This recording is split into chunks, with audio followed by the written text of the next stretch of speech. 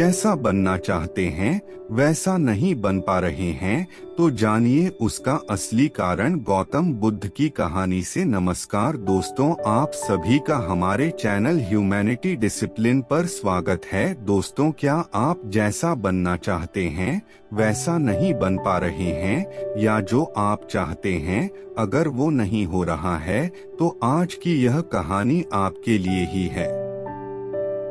दोस्तों, इस कहानी को ध्यान से अंत तक जरूर सुनना। दोस्तों, अगर आप इस कहानी को अंत तक ध्यान से सुनते हैं तो आपको इस कहानी से कुछ ऐसा सीखने को मिलने वाला है जो आपको आपकी लाइफ में बहुत काम आने वाला है। इसलिए इस कहानी को अंत तक अवश्य सुने। लाइफ चेंजिंग गौतमपुरा की कहानी। दोस्तों, आज आपके पास जो कुछ भी है वो इसीलिए नहीं है कि आपकी किस्मत में इतना ही लिखा था या फिर आपकी किस्मत ही खराब है, बल्कि वो इसीलिए है क्योंकि आप इतना ही डिजर्व करते हैं।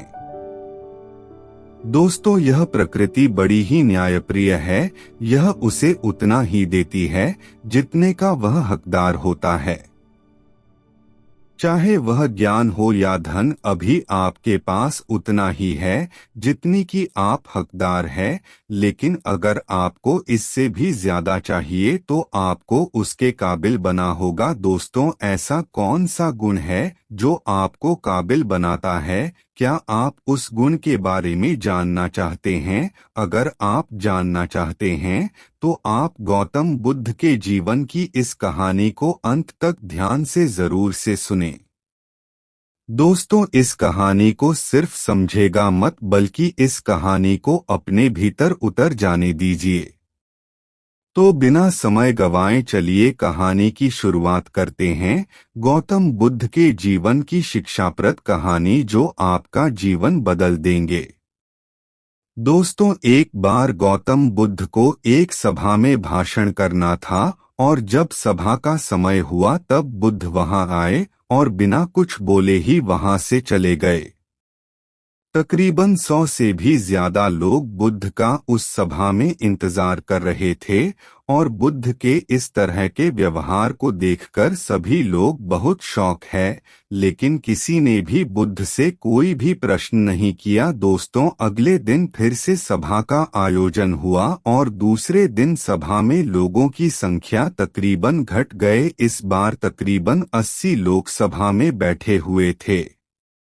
बुद्ध सभा में आए, लेकिन इस बार भी बुद्ध ने वही किया, यानी बुद्ध इस बार भी आए और बिना कुछ बोले ही वहां से चले गए। लोग दोबारा से चौंके, लेकिन किसी ने भी बुद्ध से कोई प्रश्न नहीं किया। अगले दिन सभा का आयोजन फिर से किया, लेकिन इस बार सभा में लोगों की संख्या और घट गए। इस बार सभा में केवल 50 लोग ही आए हुए थे।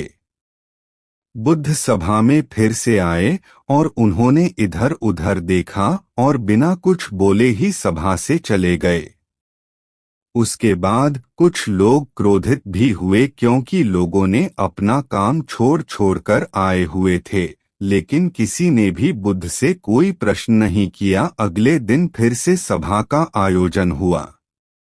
दोस्तों, आप लोग जो इस कहानी को सुन रहे हैं, आप में से भी कुछ लोग मन ही मन यह कह रहे होंगे कि अरे कितनी बार सभा का आयोजन होगा, और आप लोगों को भी इस कहानी को सुनते वक्त इरिटेशन होना शुरू हुआ होगा। और जिन जिन लोगों को भी अभी इरिटेशन होनी शुरू हो गई है, उन लोगों को तो यह कहानी बड़े ध्यान से पढ़कर समझना चाहिए, क्योंकि यह कहानी आपके लिए ही है।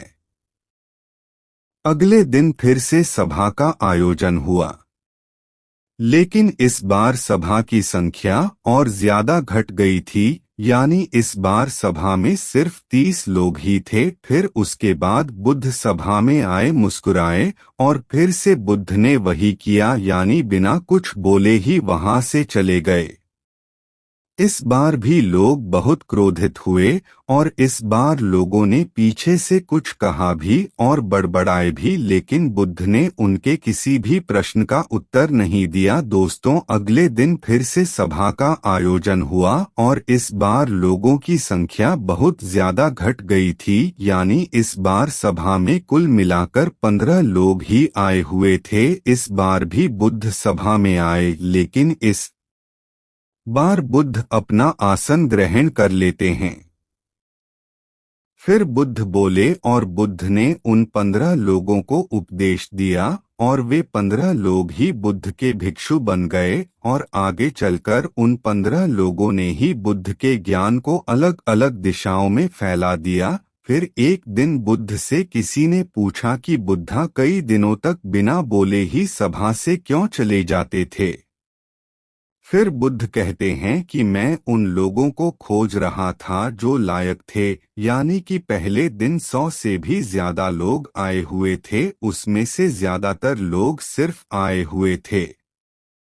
उन्हें मेरे उपदेश से कोई मतलब नहीं था, बेबस आ गए थे।